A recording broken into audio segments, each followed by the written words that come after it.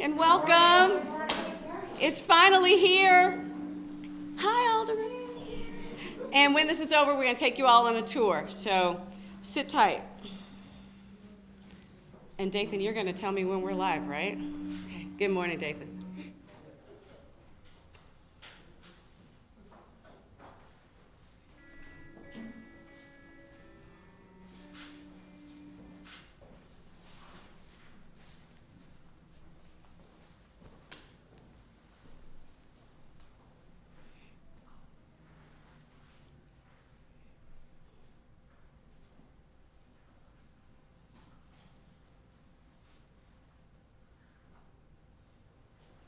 Cracking up, all of y'all syncing up with your cell phones.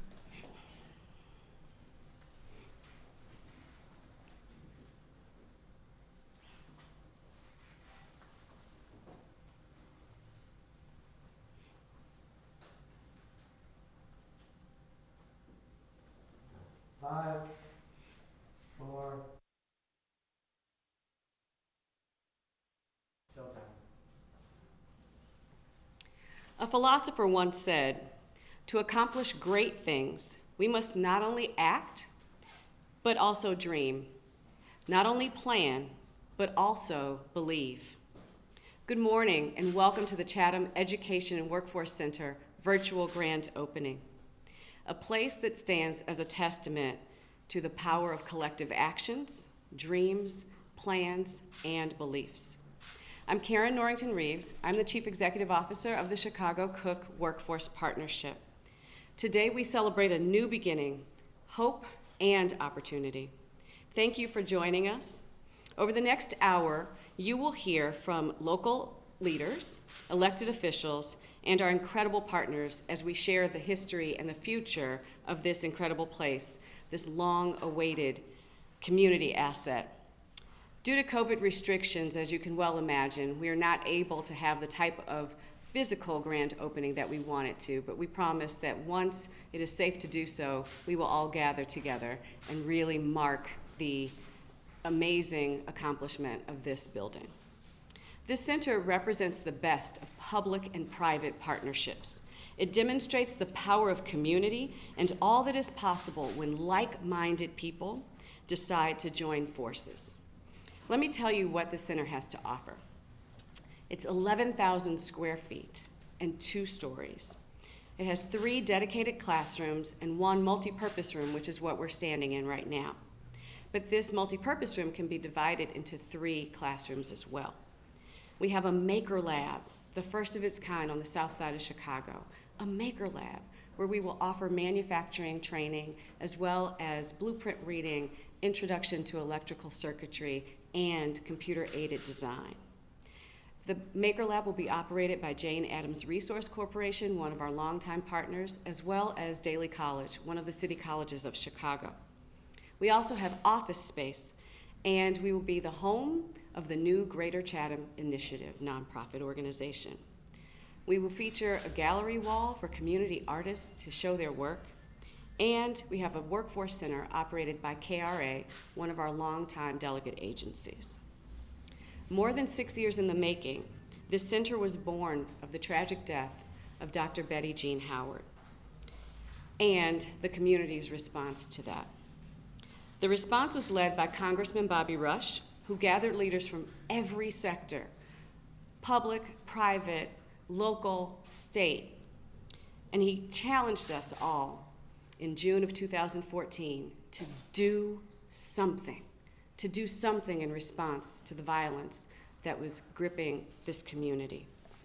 Each of us, he said, could do something to help save our community. So this center is part of that response. But he can tell you better than I can. So, Congressman Rush?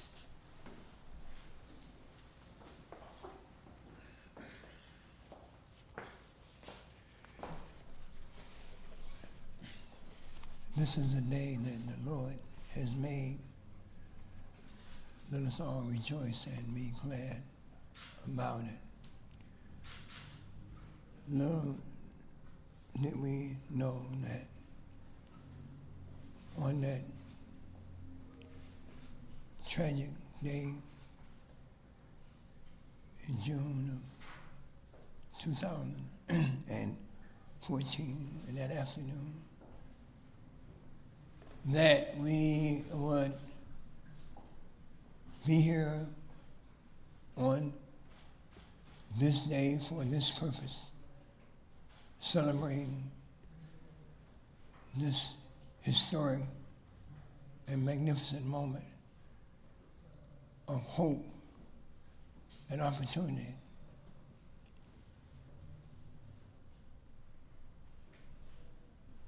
The Bible also says that weeping may endure for a night,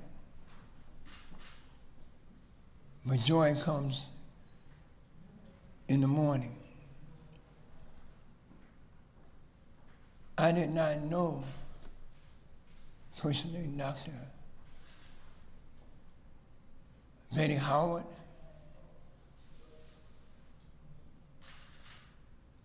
but I knew I was familiar with her spirit.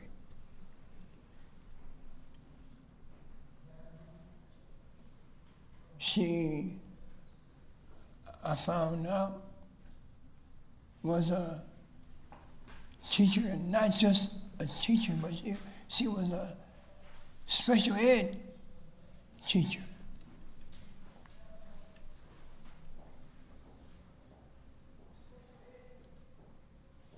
She gave her time, her talent, her energies to the very least of these special education students. And again, I didn't know her, but I was familiar with her spirit, because that is the spirit that we see time and time and time again.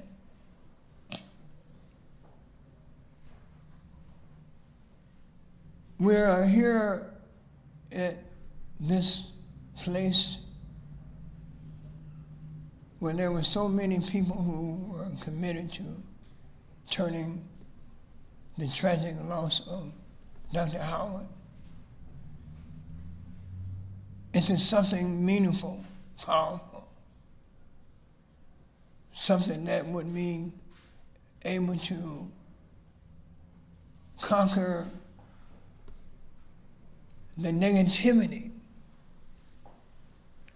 At that time, this district was the most violent district within the city of Chicago.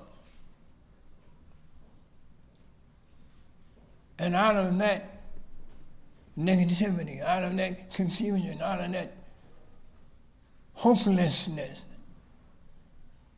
we now stand here today and witness such a great and powerful, inspirational new beginning.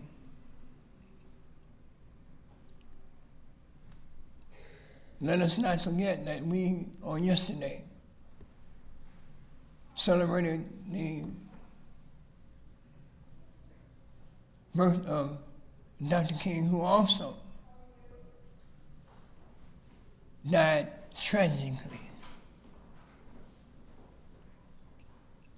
Tomorrow we will celebrate the inauguration of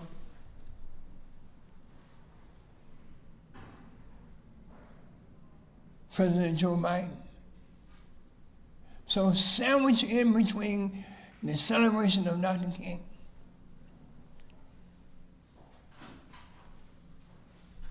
and Joe Biden and Kamala Harris, we here in our own community, in a local sense, are celebrating a new beginning right here.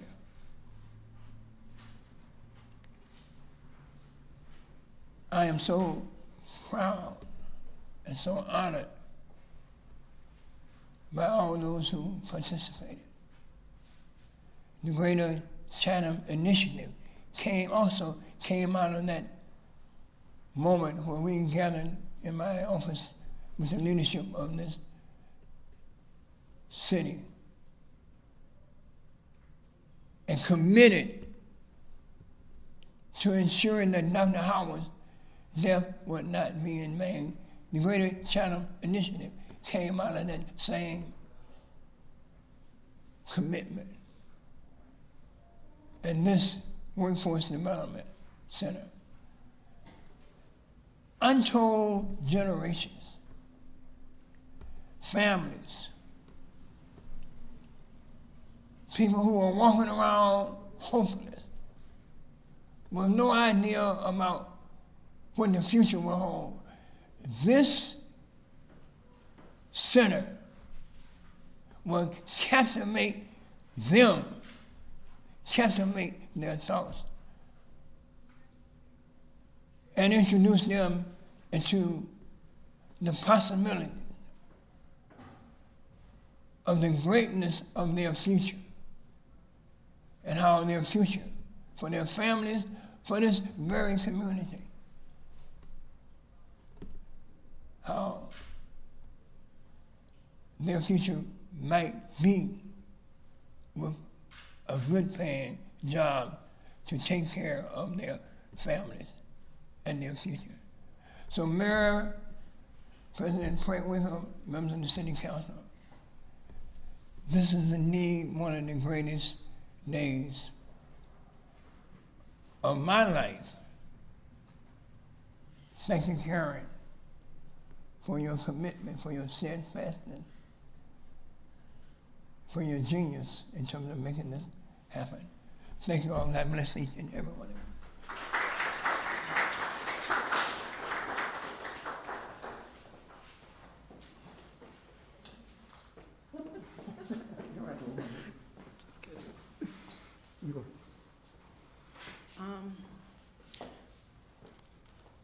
For the last 7 years, 6 years, our family has been fighting for justice, fighting to keep each other strong in the midst of everything that happened. And today, we don't have to fight anymore. This is the joy that comes in the morning. To Karen, we so appreciate you and Congressman Brush and everyone involved for everything that you guys have done to honor my aunt's legacy like this. I walked in this building today and I saw the plaque, and it's still surreal. It's still, just not even real. To know that her life is being honored in this way is something that we forever appreciate you for doing.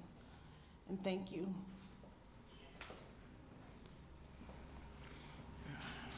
Good morning. My name is Roosevelt Long. I'm Dr. Howard's brother, one of two surviving brothers, along with Officer Sergeant Orlando Long from the Chicago Police Department. And when I say we, is collectively, my daughter Crystal and I, my wife Nan, my brother Orlando, and my nephew James Washington, who's Dr. Howard's son, we are humbled by what we see here. It's amazing that if you put the time and effort towards what you want to happen, it can occur. Years and years ago, my wife and I were just laughing about this. There was a place called the Tiger Lounge on this spot. And people who used to come to the Tiger Lounge already, we sit back and we think about, how things have changed from then, which were good times. There was still some violence and different things like that on 79th Street. But from that time to now is just an amazing accomplishment. So to come down 79th Street and to see this building, and it's still difficult, even though what happened was back in 2014, it's still difficult to be on 79th Street because of the tragic series of events that happened. But looking up and seeing, as they say, this beacon of light that's going to give us an opportunity to have young people, old people, anybody within and without, outside of the community to come here to get the benefits from this place and all that this place has to offer is truly a blessing. So I'd like to thank Karen, Susan, and their amazing staff, all of the members of Mayor Lightfoot's staff, President Presswinkle, Alderman, and everybody else who's involved in this, including those who provided financial support, all of the benefactors. I'd like to say from the bottom of my heart, thank you. And let's see if we can get the next Betty Howard to come out of this establishment. Wouldn't that be an amazing thing? let's all try to give some of our time, our service. And I was telling Karen, I just recently retired, so I have the time now. So if you guys need me, you know, I spent 45 years in corporate America, learned a few things and stuff, and I'm willing to share that, you know, knowledge with any and all of you at any time and stuff. Thank you for your time. Thank you.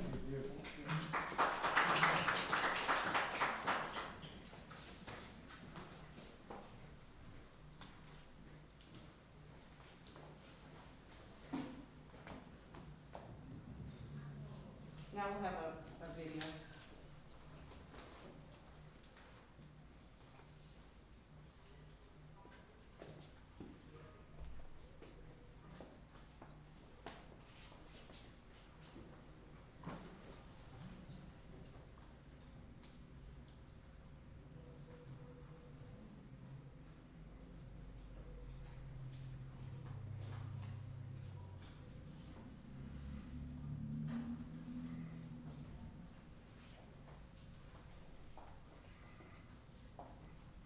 We'll have a brief video that explains the history of the center in just a moment.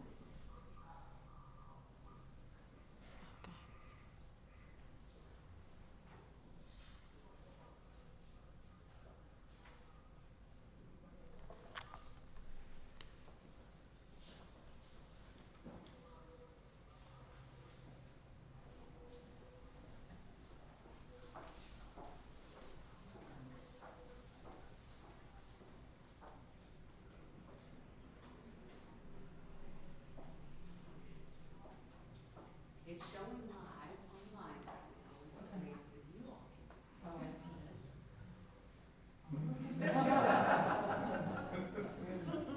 Heart attack averted.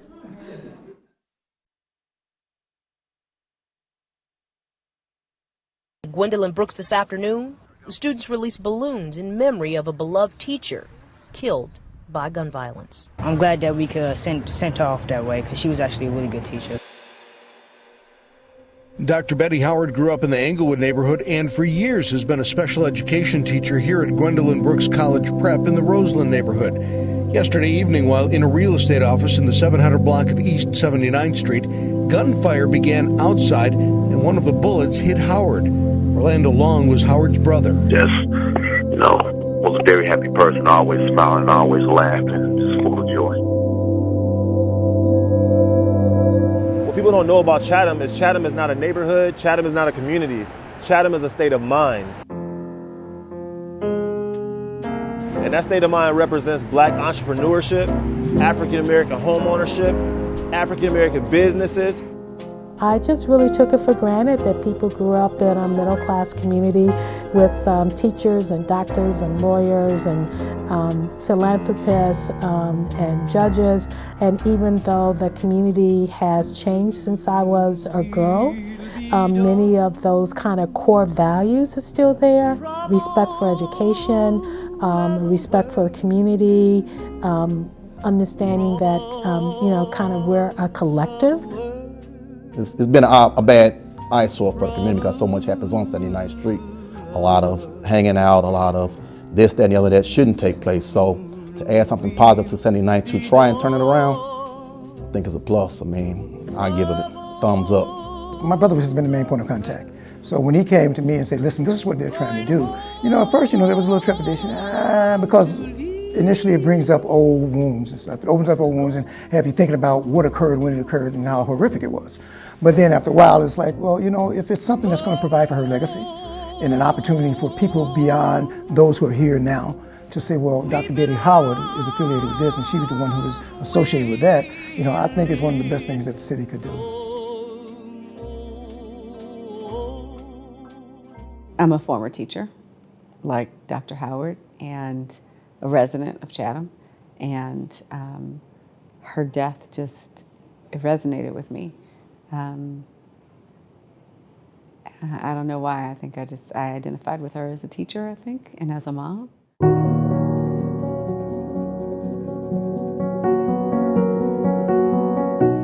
So the importance of this space is really rooted in creating opportunity for people in the community.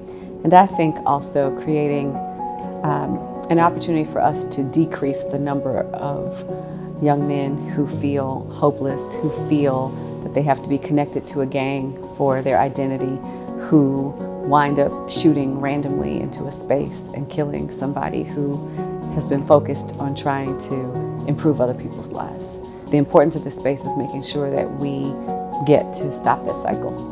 This is going to do a great service for people who live in Avalon Park, Chatham, Greater Grand Crossing. Is going to give them access to a facility that is in their neighborhood where they feel safe, that they can walk to, or it's just 1 or 2 bus rides away.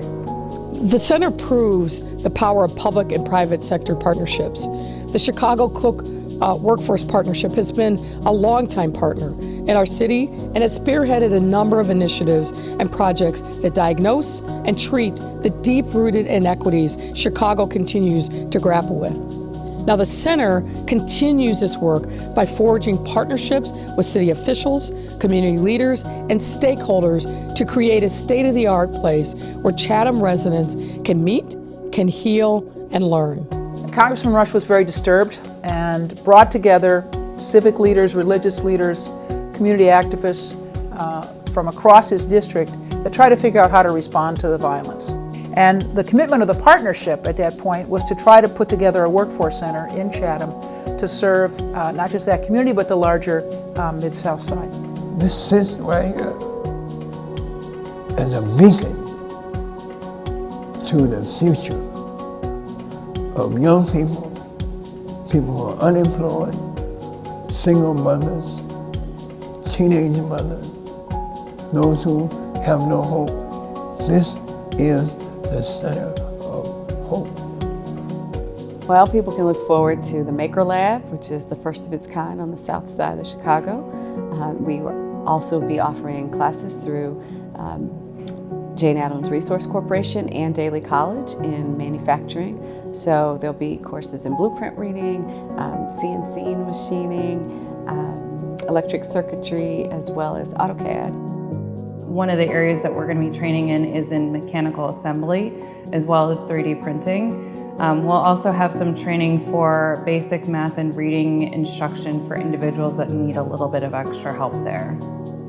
My goal for every training that I get, my goal is to mold them. So whatever company they get, they can mold them to whatever they need. You know, you get people that got that one-track mind or they're really good at one thing. My goal is to make you so versatile that whatever company you go to, whatever you venture off and do, they will be able to mold you to exactly what they need, instead of just getting someone that's like, oh, I'm just good at this and this only, you know.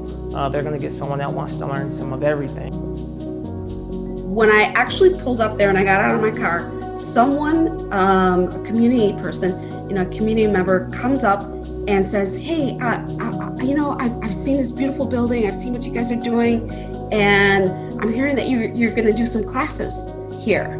How do I sign up? How do I do this? And I'm thinking to myself, oh my God, did Karen set this up, Did she get somebody to, just to do this just because we're walking up here? But no, it was actually someone wanting to, really being excited about seeing this transformation that was occurring on this block.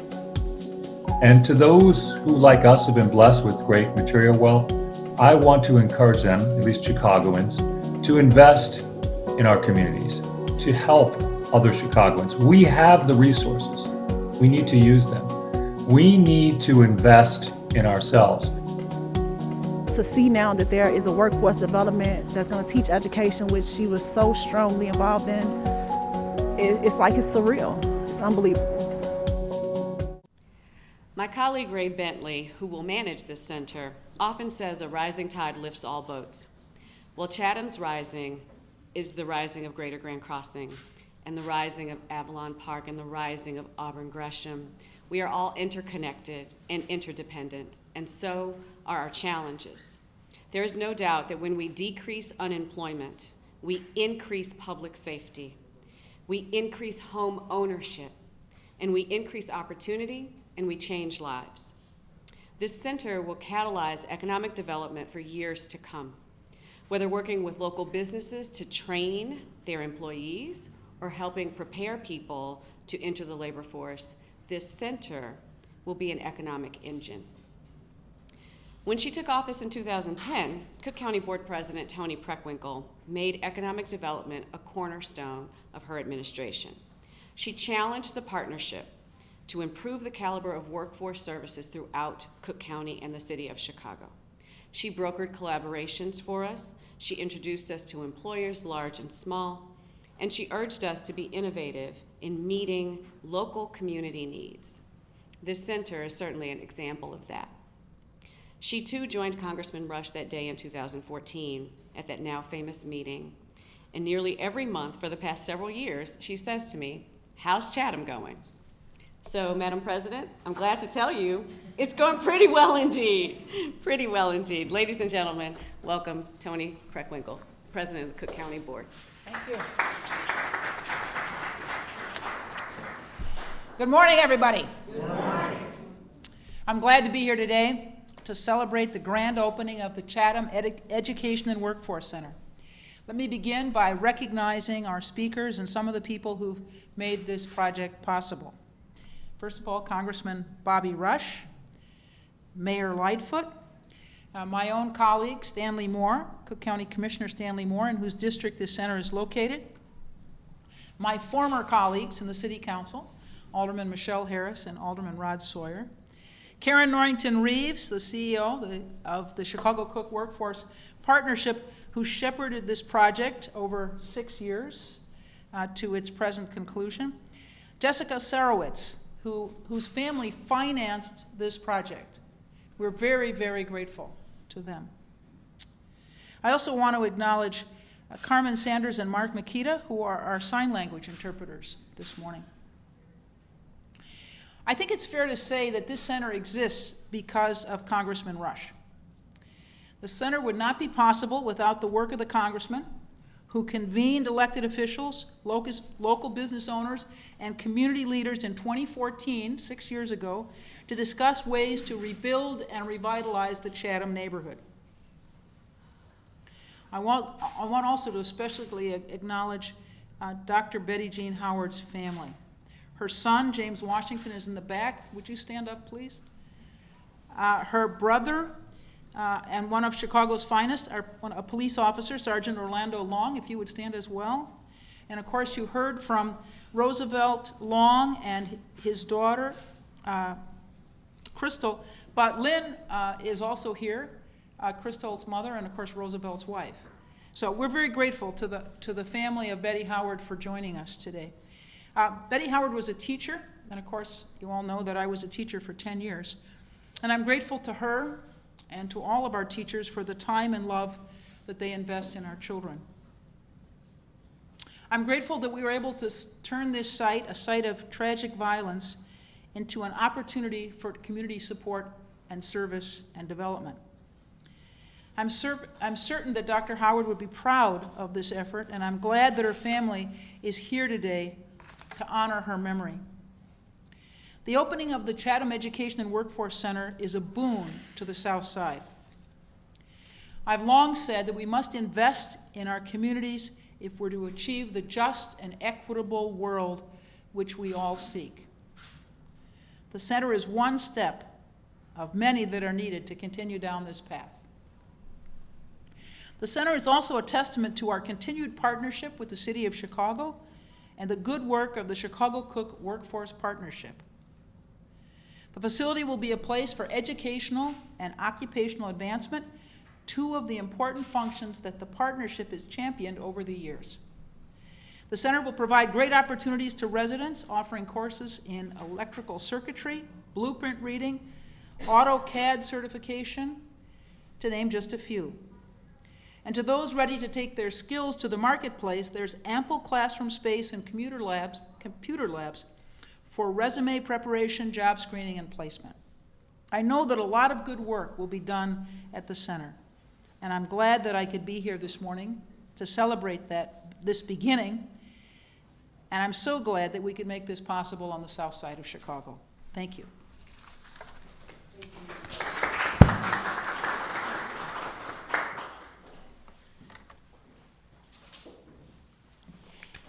Elected in 2019, Mayor Lori Lightfoot has made ending generational poverty and addressing the crumbling infrastructure and racial inequity seen on Chicago's south and west sides her administration's key priorities. The Chatham Education and Workforce Center sits squarely at the intersection of the mayor's economic and neighborhood development initiatives. She recognizes that in the absence of meaningful, purpose-filled work that sustains families, our communities will crumble. The center will offer comprehensive access to career coaching, occupational training in the growth sectors that fuel Chicago's economy, and support for our commercial corridors through on-the-job training initiatives and other business services. Mayor Lightfoot, we are proud to be one of the city's partners in this very important work, and we're grateful for the reception we've received from your administration. Like you, I hope to deepen our collaboration and to really see the fruits of our labor and to see true change in all of our communities. And we're excited to partner with all of our sister agencies as well as with your office. Ladies and gentlemen, please welcome Mayor Lori Lightfoot, City of Chicago.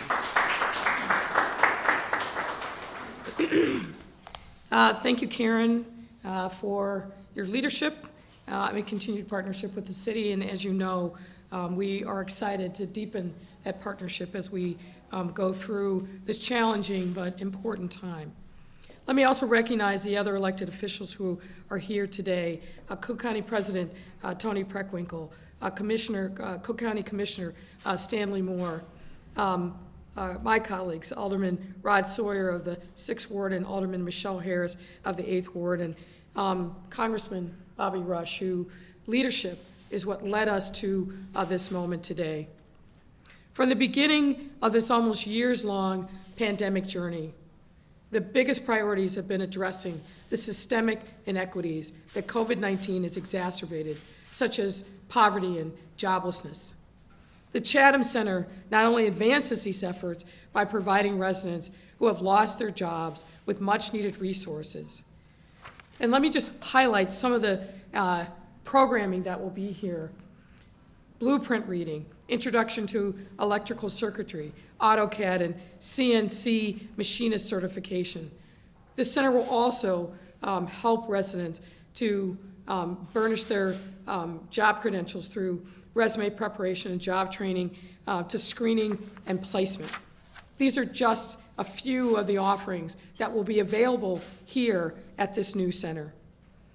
The Chatham Center not only advances these efforts, but by revitalizing the economies of the South Side communities as well, it will truly be a beacon of hope and light. Through partnerships with our public education systems, the center will also help drive post-pandemic recovery, which is going to be critically important. For example, the center's Jane Addams Resource Corporation is collaborating with city colleges through Daly College to provide manufacturing-related instruction. And there are plans to work with local CPS high schools to facilitate even more career exposure and exploration within high-demand sectors. As Congressman Rush said, this is a day that the Lord made, and we should rejoice. Our faith and our commitment must be manifest in our works. And when we invest in residents, we invest in the future success of the city. This is a value that the late Dr. Betty Howard understood through and through, and I'm grateful that her family is here to see that her legacy will continue through the work of the center. As many of you know, Dr. Howard dedicated her life's work to uplifting those around her, and the center will ensure her legacy lives on by giving residents of Chatham and nearby communities the tools to build back their neighborhoods stronger and more economically vibrant than ever. And the City of Chicago will be right here with you as a partner. In the spirit of Dr. Howard, all are welcome here at this center. Returning residents, people with disabilities, older workers, homeless job seekers, veterans, and many more. This center with its programming will be a beacon of light and hope. And I want to say to the employers who are watching or who will be listening, don't pass this moment by. The people who are here, the people who are trained, are dedicated, hardworking individuals that deserve to have doors open to them. And I hope the employers, not only in this area, but in the Chicagoland region, will make sure that this center is a necessary place that they come to when they're looking for employees. I want to thank Karen. Thank you. I want to thank Karen and her team at the partnership, their partners and stakeholders, the public officials who are here today, for bringing this project to life and putting our city much closer to fully confronting and treating the deep-rooted inequities our residents have grappled with for far too long. This is a great day in Chatham, and of course, it's a great day for our city. With that, let me turn it over to Alderman Sawyer and Alderwoman Michelle Harris.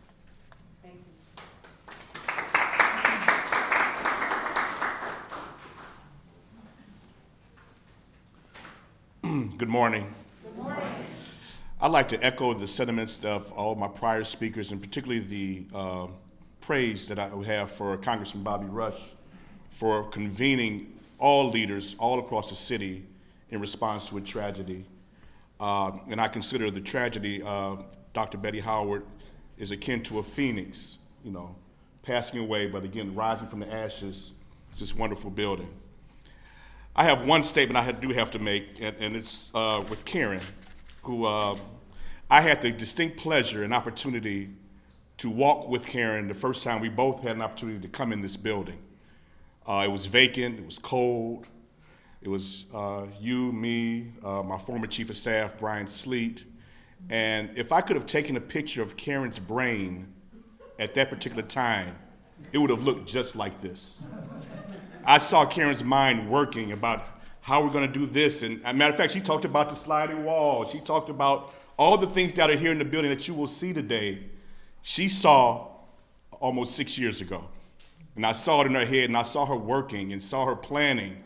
And despite the bumps that we had in getting the owner to sell this place, let's just say we had some gentle prodding and convincing to make sure that he was going, didn't want to change his mind, to make sure that we can see what's going on today.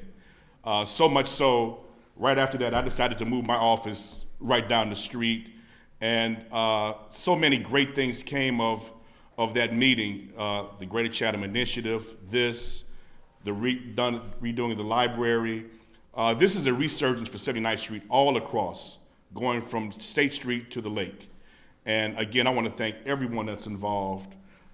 This is just a truly phenomenal moment, not just for the 6th Ward, not just for the Chatham community, but for the city of Chicago. Karen, thank you very much.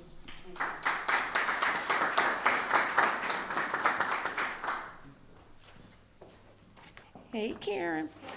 Karen and I kind of grew up together, if I could say that. When I started over at the county, she was already over there. Thank you. Congressman, as always, you are a leader, and you're always the one leading and pushing and changing the universe for us. So I want to say today how much I appreciate your leadership on this project. Now, I'm talking like it's mine, but look, Rod and I are, Alderman Sawyer and I are like partners, and communities have no boundaries. And so because of that, today I am grateful for my community, which is on the other side of Cottage, to be able to be a partner and to bring hope and change and new life. It's just what our community needs. We need that infusion of hope and inspiration, and that's what this center is. So today, Dr. Betty Long, her spirit will be here, and it is manifest all throughout this building, but for every person that walks through that door will get a piece of her. And so she'll live on through the number of people that walk through this door as their lives will be transformed by the wonderful projects that Karen has brought up in here. And I really want to say, Karen, thank you for your vision. You are a visionary, and you can see things that we cannot see, and you can talk us into things and make it make sense for all of us. So thank you, Karen. To the president, I want to say thank you so much. And to my mayor, my partner, thank you. And of course, my other commissioner, Stanley Moore, my other partner, thank you for everything that you do. Today, this Chatham community will be changed.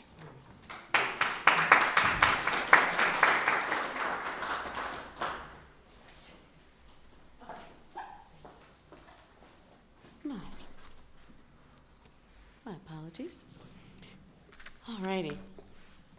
So, as you've heard a couple of times already, we talked about private-public partnership. I have to say, yes, this would not exist but for Congressman Rush. But there are some other folks for whom this center would not exist but for their participation. This project almost didn't happen, as Alderman Sawyer can attest. It almost didn't happen multiple times, actually. The financial support fell through more times than I care to recall. IFF, which is formerly the Illinois Facility Fund, was working with us to try and structure a deal to make this possible. And by the spring of 2018, all hope seemed absolutely lost. So that's when Jessica Sarowitz and Steve Sarowitz stepped in and offered a path forward. In the video, you saw many familiar names like Commonwealth Edison. So I need to thank Diana Sharp and Melissa Washington and their CEO, Joe Dominguez, for recognizing the value in contributing here. So they have funded the resource room. You also saw Blue Cross Blue Shield, which sponsored the audiovisual equipment in this room, the multipurpose room. So thank you to CEO Maurice Smith, who was introduced to us by President Preckwinkle, and Jill Wolowitz and Clarita Santos and his team. And both Verizon and Fifth Third Bank made contributions to help us with our virtual programming because of the pandemic. So thanks to Stephen Shaw and Nicole Johnson Scales. But Jessica Sarowitz, Alderman Sawyer talked about my vision, and my brain was going that day.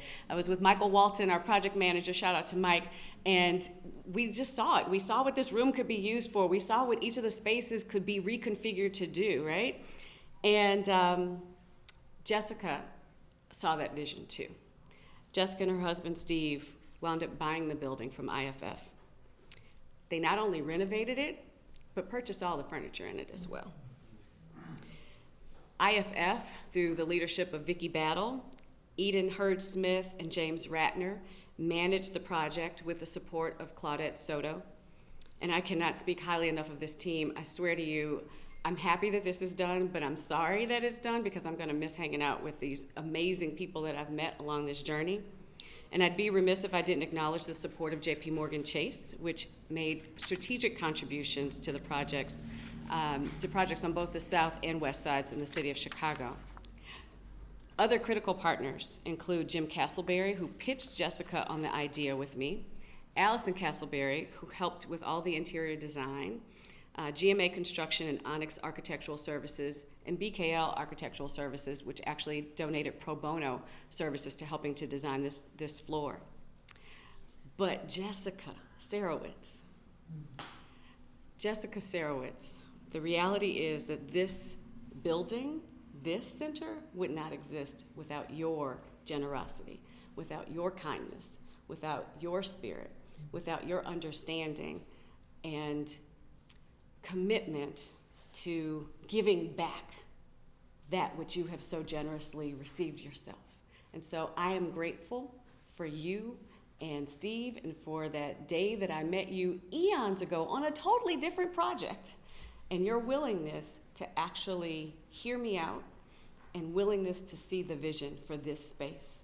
So I thank you, Jessica, and I'd love to invite you up to say a few words now.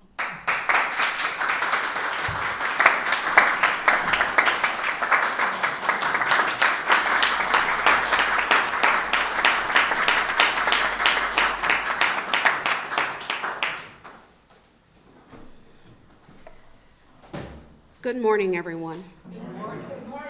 Thank you, Karen. Thank you for those lovely words. I'm Jessica Sarowitz, principal at Forest Bay Partners. I'm so glad to be here on this occasion with so many committed leaders. Congressman Rush, Cook County Board President Preckwinkle, Mayor Lightfoot, Alderman Harris, Cook County Commissioners Stanley Moore and Michelle Harris. I'm also glad to share this morning with the partnership and especially with CEO Karen Norrington Reeves, and with Dr. Howard's family. This building is a fitting tribute to a phenomenal woman and educator, Dr. Betty Howard. Most of all, I'm pleased to be here with the community for which this center belongs. The Chatham Education Workforce Center belongs to the people of Chatham, of Greater Grant Crossing, of Auburn Gresham, of Inglewood, of Avalon Park, and all the vibrant South Side communities that define Chicago. These communities, like so many other communities of color in our nation, have been denied needed resources for far too long. This center is an important step in changing that here in Chicago. It is the result of a dedicated and committed community, one that has been working hard for years, decades, and generations. Too often, that hard work goes unseen, and too often, it isn't adequately rewarded. However, when this hard work meets opportunity, beautiful things happen, and the center is one of those beautiful things. It is a warm space, a welcoming space, and a fitting home where dreams, hopes, and hard work can be lifted up to meet opportunity. I know Dr. Howard would be proud of all of us. It is a place that will open doors to meaningful work, to fulfilling careers, and to better lives. I'd like to extend my sincere thanks to my staff at Forest Bay Partners for all their dedication to this project, and Allison Castleberry for the beautiful interior design. I'd also like to thank our partners, IFF and the Chicago Cook Workforce Partnership.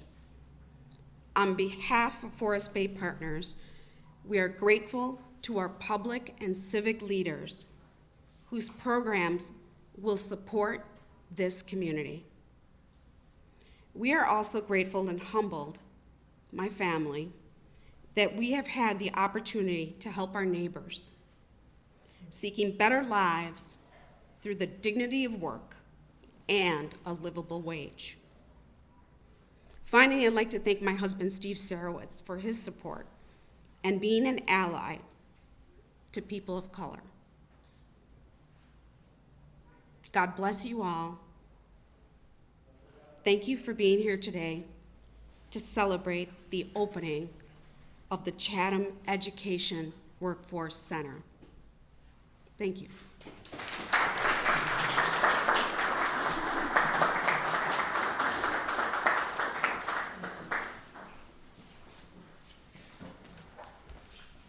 Good morning, everyone. Good morning. My name is Stanley Moore, Cook County Commissioner of the 4th District.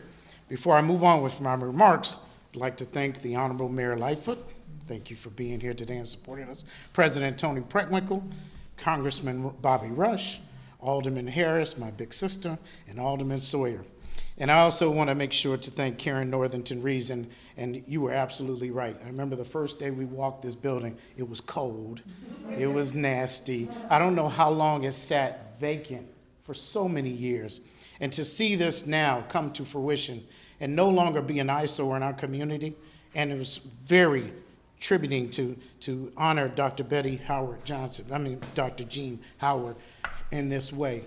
I want to thank my role as Cook County Commissioner of the 4th District is to identify, advocate, and support institutions and organizations and initiatives and provide resources, services, and most importantly, hope in my community. With the Chatham Educational Workforce Center's grand opening here in my district, and you couldn't have chose a better district, by the way, thank you.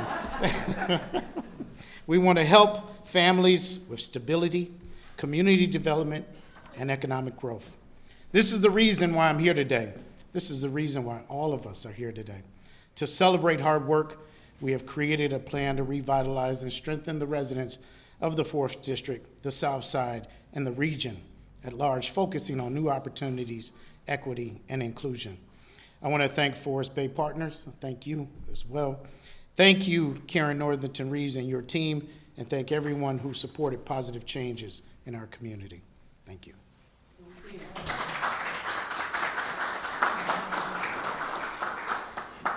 So this concludes our program. I want to just say a couple of things.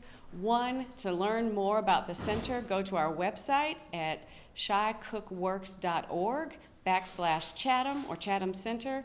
We have a live page now. You can also see the video that was shown today, and you can also see a video montage of all of the pictures from the center. I also was remiss, I left somebody out. Jessica, I didn't mention Emily Green. Emily Green was another great partner on this project. So thank you, Emily, if you're watching. Thank you very much for tuning in. I hope that you all who are viewing live on Facebook and on YouTube, we've got nearly 300 people watching us now. I hope that you will spread the good word, spread the news that there's still opportunity in this city, that there are still jobs, that we're still hiring, that we're preparing people for today's jobs and for tomorrow's future as well. Thank you all. My deepest gratitude and affection to the Long family.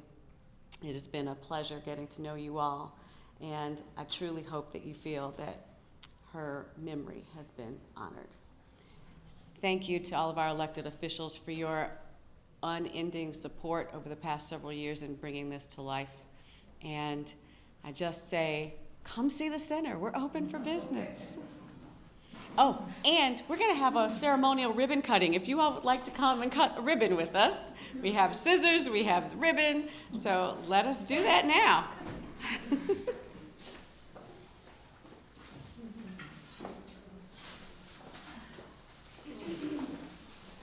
Oh, wow.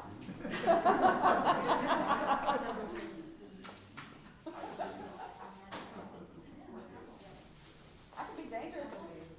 Hey, I'm happy.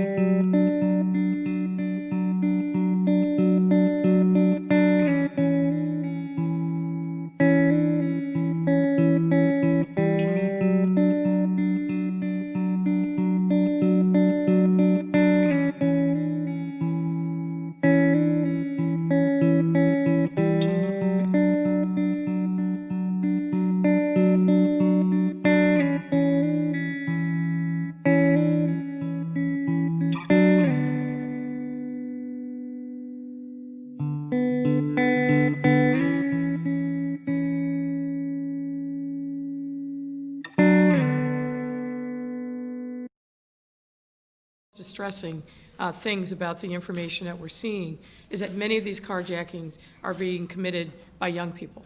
And by that I mean teenagers. So we have to double down our efforts with the courts and other interventions to really reach these young people and persuade them from doing something that can have life-altering effects, not only for them, but also the victims. But we're very focused on that, and we'll be reaching out in partnership with the county and the various actors there. But young people, 15, 16 years old, getting in these cars armed and carjacking is a crisis that we have to come together as a community to address. Thank you. The next question is for you and Congressman Rush. From Fran Spielman at the Sun-Times, are you both satisfied with the 20-day suspensions against the police officers who were accused of lounging around the congressman's office during the first round of looting? Well, I'll start and then I'll defer to the congressman. Look, what happened that night was utterly unacceptable. And I think both of us expressed that at the time when this came to light. The congressman has been incredibly gracious and patient as the internal investigation wound its way through. I just think that the fact that that happened at the time that it happened, when these police officers essentially took the night off while all hell was breaking loose all around them, while their colleagues were literally getting beaten up and injured all across the city. And then some of the excuses that we heard that the congressman had inviting them in, which is utterly insulting. I'm glad that this process has reached this milestone, but there always has to be accountability, and there will be accountability for these officers. Let me say once again, I really want to thank the mayor and the police chief.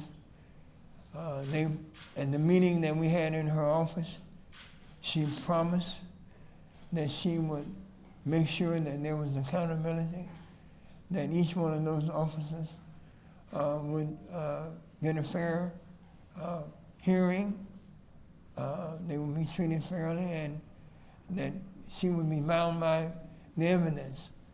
And she promised me that she would keep me informed and that she would see this to its conclusion. And I certainly want to, again, thank her because she promised and she kept her promise. She made sure that this investigation didn't just fall through the cracks. So it's really another example of her leadership and her commitment to making the police force in this city, the CPD, police force that the community can grow to trust. And without leadership, that would never happen. And let me also just say that those officers who took the time to relax, take a nap, drink coffee, steal and eat my popcorn, while their colleagues, comrades were out doing their devil best to create order, to reestablish order in our community. That they really were AWOL, that they really, those officers, they abandoned their posts. And what happened? You know, businesses. There are businesses in that area. This is shopping center. And those businesses were, in some sense, literally destroyed. Some of them, even today, have never reopened because of these wayward police officers who decided to, again, leave their posts in the midst of a battle, in the midst of their sworn duty. So they are being held accountable. But I also want just to say that even them, this has been a challenge for their families. And I can't ignore the fact that these mistakes, these unfortunate decisions by them, it had a burden on their own families and their own children who may not honor them in the way that they should be honored. So nobody wins, everybody suffers, you know. And so, again, Mayor, thank you so very much. You really have, once again, stepped up and showed the kind of leader that you are. And I certainly thank you so very much from the bottom of my heart. Thank you. Thank you. Thank you, Congressman. Mayor, multiple outlets are asking about the city's move to Tier 2 and whether or not you see indoor dining on the horizon. I do. First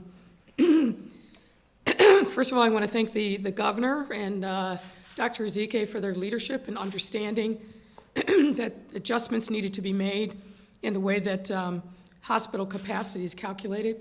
The bottom line here is hospitals need to be ready and be COVID ready, and we are. And so I'm glad that this change is made to open up the possibilities for our museums and gyms to be able to open up at limited capacity.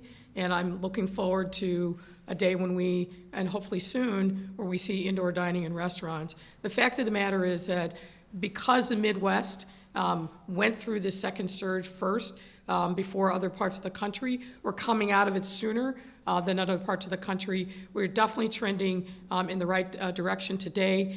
We reached a new, I think, important milestone of 8.1% positivity. We're still seeing too many cases, and we're absolutely seeing too many deaths. The tragedy of this pandemic, unfortunately, continues, but there's hope at the end of this long journey, but we've got to remain diligent. But I'm optimistic that we'll see indoor dining in restaurants relatively soon. A couple more. Univision's asking what changes you foresee or hope for Chicago with the incoming Biden administration.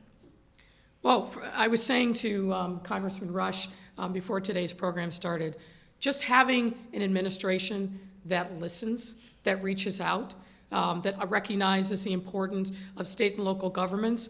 I don't know what anybody else's experience has been, but mine has been uniformly positive. Now, there's a long list of things that we need. I was grateful for the President-elect's announcement last week about a $1.9 trillion relief package. Everything in there is something that is needed in cities and states and counties across the country. And I'm going to do my part to make sure that we advocate and get that plan over the finish line, and soon. It's desperately needed. All of us are suffering. Whether you're red state, blue state, purple, whatever it is, we've all been dramatically hit and are suffering. We need more resources for vaccines, to hire more employees, to build out our infrastructure, and we need more vaccine. But the Biden administration is a breath of fresh air. I'm excited about tomorrow. I hope everyone will be watching the inauguration of President-elect Joe Biden and my friend, Vice President-elect Kamala Harris. Two more, Mayor. On the inauguration, Bill Cameron asks, what do you think of Washington, D.C. having to be an armed camp for the presidential inauguration? Well, it is necessary, seeing what happened, the attack on the Capitol during a joint session of Congress. I've had multiple conversations with Muriel Bowser, the mayor of D.C. It's unfortunate that these steps are necessary, but let me also just say, this is what happened at the Capitol is Exhibit A of why D.C. needs statehood. The fact that a mayor has limited ability to affect public safety in her city, as Mayor Bowser is suffering from right now, to me is not right. It doesn't keep people safe, and I think she's demonstrated over and over and again her capacity to do the right thing, make the right decisions at the right time, and D.C. statehood has to be on the top of the agenda as this new Congress convenes. But it is bittersweet. It's bittersweet, but it's also a cautionary tale. Every single one of those people that rioted in the Capitol originated in some town or city across our country and went home to some town or city in our country. So we've all got to remain diligent. But we also have to remember we remain a beacon of hope in the world for democracy, and that doesn't get diminished because we need to take the precautions that are necessary. I think the world will be celebrating when we change the guard tomorrow. I know I will. Last question brings a little back to local. Craig Wall asks, if Mike Madigan decides to retire his House seat, should he be asked to step down as head of the Democratic Party? You know, I always hesitate to engage in hypothetical questions. That will be a decision for the state central committeemen. We, I think, should be celebrating the ascendancy of the new speaker, Chris Welch, who I think will bring his own sensibility to governance, but understands obviously the moment that he's in. I've had several fruitful conversations with him, and I look forward to working with him as we take on the challenges for the city and for the state. Thank you, Mayor. Thank you, everyone. Thank you.